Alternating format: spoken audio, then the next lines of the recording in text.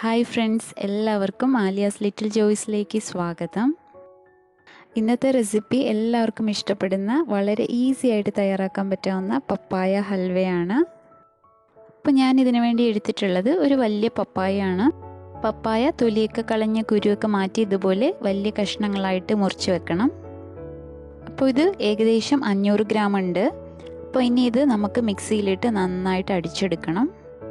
അതുപോലെ ഞാൻ എടുത്തിട്ടുള്ളത് അധികം പഴുക്കാത്ത ഒരു പപ്പായയാണ്. നമ്മുടെ ക്യാരറ്റിൻ്റെയൊക്കെ ആ ഒരു പരുവത്തിലുള്ള പപ്പായയാണ് എടുത്തിട്ടുള്ളത്. അപ്പോൾ ഇത് നന്നായിട്ട് മഷി പോലെ അരച്ച് വെച്ചിട്ടുണ്ട്. നമുക്ക് ഇതിന് പകരം ഇത് ഗ്രേറ്റ് ചെയ്തും എടുക്കാം. ഇനി നമുക്ക് ഹൽവ തയ്യാറാക്കാനായിട്ട് ഒരു പാൻ അടുപ്പത്ത് വെക്കണം. ഇനി ഇതിലേക്ക് 2 ടേബിൾ സ്പൂൺ നെയ്യ് ഒഴിച്ച് കൊടുക്കണം. ഇനി ഇതിലേക്ക് കാഷ്യൂ നട്ട്സ് ചേർത്ത് നന്നായിട്ട് ഫ്രൈ ചെയ്തെടുക്കണം. അപ്പോൾ കാഷ്യൂ നട്ട്സിൻ്റെ കൂടെ കിസ്മിസും വേറെ ഡ്രൈ ഫ്രൂട്ട്സും ഒക്കെ നമുക്ക് ചേർക്കാം. ഞാനിപ്പോൾ കാഷ്യൂ നട്ട്സ് മാത്രമാണ് ചേർത്തിട്ടുള്ളത്.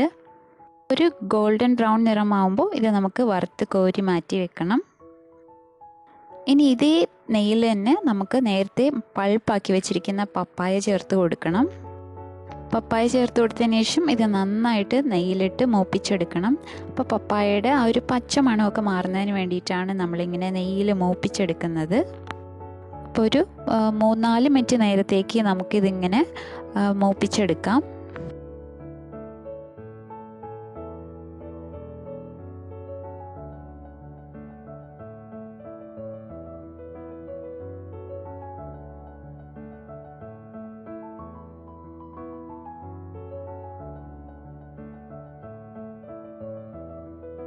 ഇനി നമുക്കിതിലേക്ക് വേണ്ടത് 1.5 കപ്പ് പാലാണ്.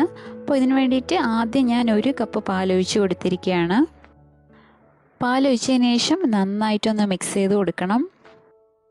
ഇനി ഇത് ഹൈ ഫ്ലെയിമിലിട്ട് വേവിക്കണം. അപ്പോൾ ഈ പാലൊക്കെ നന്നായിട്ട് കുറുകി വരുന്നത് വരെ നമുക്കിത് കുക്ക് ചെയ്തെടുക്കാം.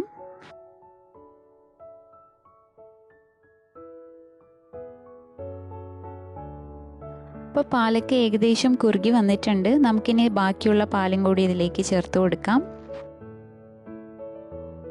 അപ്പോൾ നമ്മൾ രണ്ടാമത് ചേർത്ത പാലും കുറുകി വരുന്നത് വരെ നന്നായിട്ടൊന്ന് വേവിച്ചെടുക്കണം.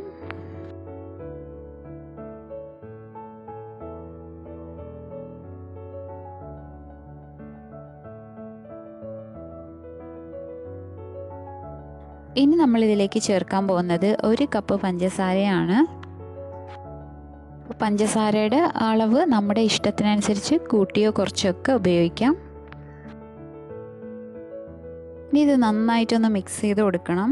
അപ്പോൾ പഞ്ചസാര ചേർത്ത് കൊടുത്തതിന് ശേഷം ഇതൊന്ന് അയഞ്ഞു വരും. നേരത്തെ കട്ടിയൊക്കെ മാറി കുറച്ച് വെള്ളം പോലെ ഉണ്ടാവും. അപ്പോൾ അത് ഹൈ ഫ്ലെയിമിലിട്ട് നമ്മൾ നന്നായിട്ട് കുക്ക് ചെയ്തെടുക്കണം. ഇനി നമ്മളിതിലേക്ക് ചേർക്കാൻ പോകുന്നത് ബാക്കിയുള്ള നെയ്യാണ്. അപ്പോൾ ഞാനിനി 2 ടേബിൾ സ്പൂൺ നെയ്യും കൂടെ ഒഴിച്ച് കൊടുക്കുകയാണ്. അപ്പോൾ നെയ്യ് ഒഴിച്ചതിന് ശേഷം നമ്മളിത് നന്നായിട്ട് മിക്സ് ചെയ്യുക.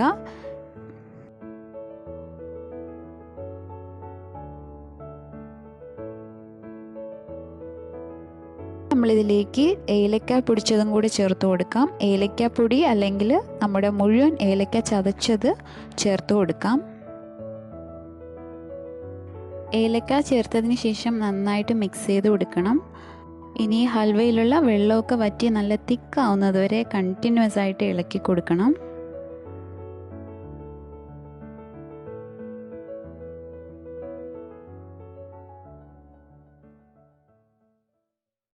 ഇനി നമുക്കിതിലേക്ക് 2 ടേബിൾ സ്പൂൺ മിൽക്ക് മെയ്ഡും കൂടി ചേർത്ത് കൊടുക്കണം.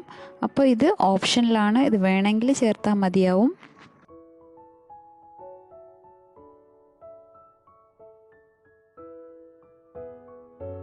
മിൽക്ക് മെയ്ഡ് ചേർത്തതിന് ശേഷം ഇത് നന്നായിട്ടൊന്ന് മിക്സ് ചെയ്ത് കൊടുക്കുക. അതുപോലെ മീഡിയം ഫ്ലെയിമിൽ വേണം ഇനി കുക്ക് ചെയ്യാനായിട്ട്.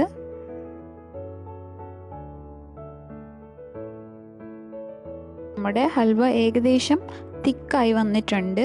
ഇനി ഇത് ഇളക്കി കൊടുക്കുക. പ്രത്യേകം ശ്രദ്ധിക്കണം, ഈ സമയത്ത് ഇത് നമ്മുടെ മുഖത്തൊക്കെ തെറിക്കാനുള്ള ചാൻസ് ഉണ്ട്. അപ്പോൾ അതുകൊണ്ട് വളരെ സൂക്ഷിച്ച് വേണം ഇളക്കി കൊടുക്കാനായിട്ട്.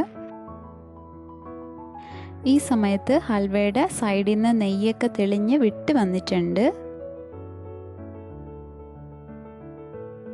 അപ്പോൾ ഇത് ഏകദേശം കുറുകി വന്നിട്ടുണ്ട്. ഇനി നമുക്കിതിലേക്ക് നേരത്തെ വറുത്ത് വച്ചിരിക്കുന്ന നട്ട്സും കൂടി ചേർത്ത് കൊടുക്കാം. അപ്പോൾ നട്ട്സൊക്കെ നന്നായിട്ട് പൊടിച്ചിട്ട് വേണം നമ്മൾ ചേർക്കാനായിട്ട്.